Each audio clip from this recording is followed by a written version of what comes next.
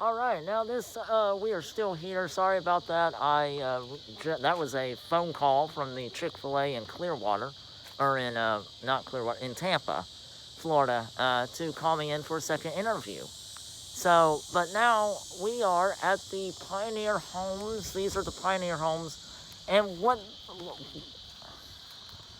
was life like for the pioneers during this era, during the Seminole Indian War? Now we're actually going to find out here of what all these pioneer homes and what they had tools for. For example, these are all the tools that they used for yard work and gardening, and of course they had a lot of animals, and of course they had a payphone, which was built by AT&T. I seriously doubt that, but you know, things happen. But this is one pioneer home, and it's very unique. I always like the log cabins and houses that are like this, just because of the antique and the setting it was in. But we're gonna look around at a lot more homes and learn about what life was like for the pioneers here in South Florida,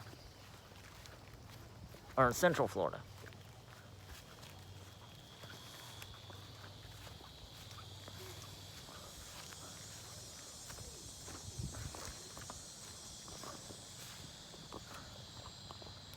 Now, if you remember my last video I did when I went to this heritage park down in Clearwater in St. Pete, this was very similar. You might remember this. The cane grinding machine, they had one of these. And this is, and it was also made for every farmer who had one. And what would happen is you turn the crank, crank would move this way, and the cane, sugar, would run down this way, all the way down into a big barrel. There would be a big barrel right here, and it would run all the way down into the big barrel. And this is what it says. Every farmer had a patch of sugar cane that provided syrup and brown sugar. Patch was cultivated in low areas, getting sweet in late October. It was cut and hauled by wagon to the mill where it was stripped and topped. To grind sugar cane, a mule was hitched to the long, soft shaft that turned the mill as the mule walked around. The cane was fed through the rollers, and juice pressed stalks was collected through a burlap cover barrel.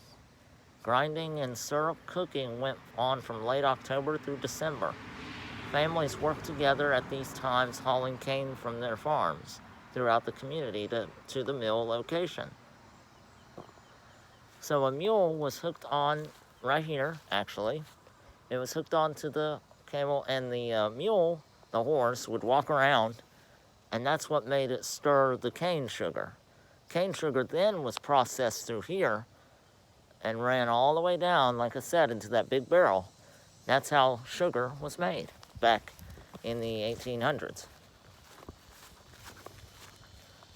And then, of course, more about the grind cane. A mule was, and it's basically the same thing. Large kettle would hold 60 gallons of canned juice, 4 to 5 hours for the juice to be cooked down. As the juice boiled, a person stood by with a long handle dipper and skimmed off the foam. The skimmings dumped in a barrel were fed to the hogs. If left long enough to ferment, the skimmings turned into a potent buck, which made pigs squeal in drunken delight. That's kind of fun. So you basically get to feed these hogs and get them drunk. Long night party for hogs. But cane grinding was much more than an industry. It's time for socializing as families and neighbors gathered about the boiler in which the cane was being boiled down to syrup. And there was usually a party, and then the syrup was poured into a gold stand of candy. There would be plenty of good food to eat, and usually music and sometimes dancing. The hay rake used by the Orange County Road Department for raking pine straw to stabilize sand roads. The cane press, syrup, and hay are compliments of Ralph Coward. And here was the kettle that the syrup was made in. And a person would always stand by to dip that spoon into the basically not a cauldron, but into the bowl here where the kettle is. And then at about the 5-hour mark, it was ready to be processed and fed to the hogs and get them drunk. That's my favorite part. Anyway, moving on to the next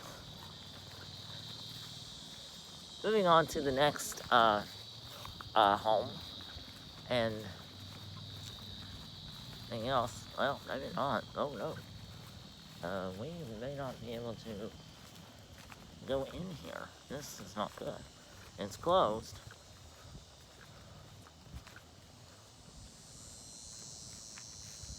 Unfortunately, the gate is closed. Okay, so historic homes. Here's the map. We can just see the map. There we go. You can kind of see the map. Sorry for the glare on the thing. It's really bright outside. On the wall here, but you can see kind of where some of the homes actually sat here in Christmas, Florida. Town of Christmas. 5-acre historic site. Longleaf pines grew on this land. They reside, I think. Citrus grove was planted here. There were pineapple oranges with a few navel and novel oranges, tangerines, and pink grapefruit. The grove suffered through several freezes, and devastating freeze in 1989 killed most of the trees. It froze here in Florida? Boy. Now the property is home to 7 original restored pioneer homes.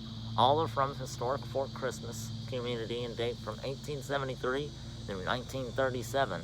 That's 10 years before the community got electricity. Homes are referred to as cracker houses and were built to families. They were constructed of local materials and were usually added to as the size and needs of the family changed. 7 houses shown a progression of building techniques as materials and economy changed in the community. The community was first permanently settled in the mid-1860s.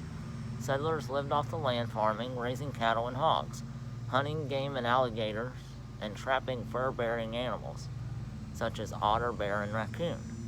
St. Johns River was a resource providing fish, game, hides, and the means of transportation.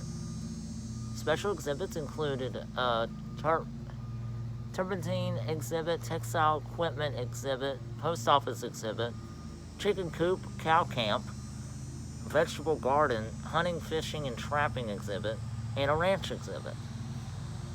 Okay, so more of like exhibits and attractions. So the and of course no food or drinking or smoking, naturally. But unfortunately we cannot go in here today, unfortunately, because there are a lot of signs you could read about the different homes, but I can show you around here just the homes that we can see. There's some in the back that you kind of can't see through the trees here. I'll move over. There we go. You can see them kind of way in the back there. You can see some more houses and more areas. And this is, like I said, unfortunately it's closed, or else we'd be having a good time back there. But I don't know if it's due to COVID or not, but it's closed. Even though it does say it's Friday, it's supposed to be open. But anyway, it's closed, so we're gonna press on and kind of go on the other side and see if there's anything over on the other side that we might have missed. And of course, you can see there's an uh, old ball field there in the distance. Baseball, softball fields, whatever. You can see the big fence to catch foul balls with. And but we're gonna kind of press on through. But we have seen now Fort Christmas, and like I said, I love the log cabin era.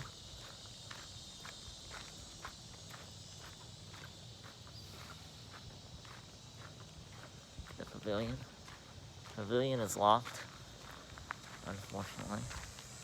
There's a truck coming my way. Kind of don't want to end this video on a sour note, but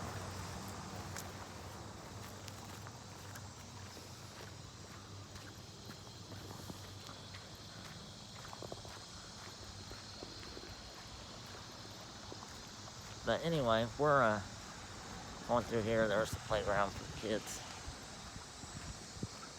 Somewhat. And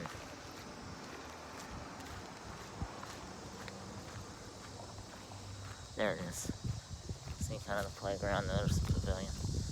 Number 2. We're gonna just kind of go through here and look. They do have swings. They do have COVID-19 restrictions. This is a nice little play area. Really neat. Kinda, it's there. So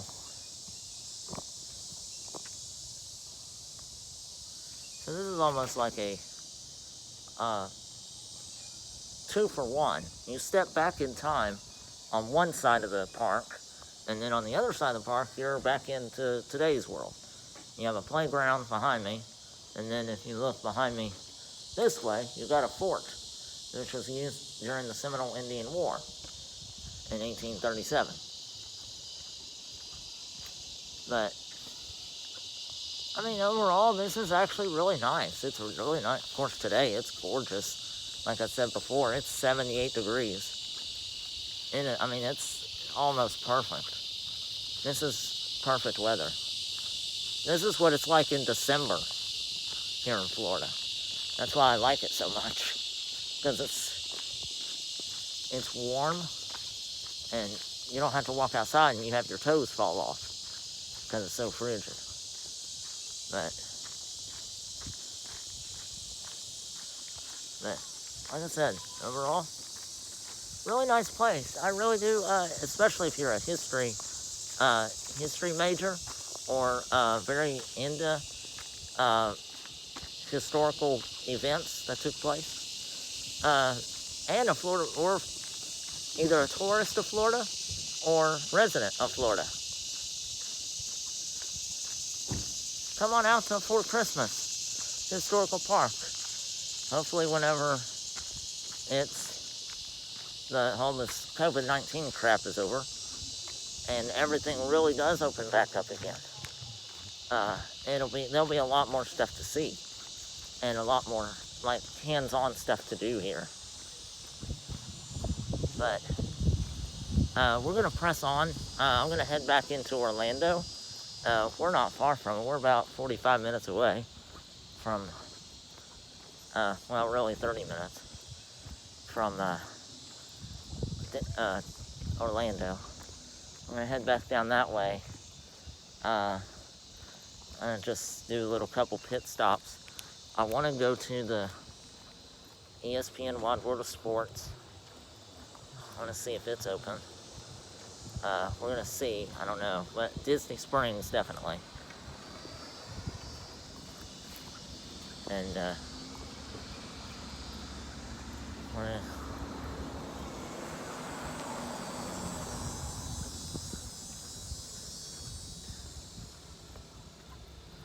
And we're just gonna go through there. And so, thank you so much for joining me here at Fort Christmas Historical Park. you're new to the channel, please subscribe to the channel at Spin Ventures. And look me up on Instagram, also Facebook. And leave comments for any other adventures or attractions I'd like to visit around the Tampa, Orlando area. And also, let's see, subscribe and turn on that notification. How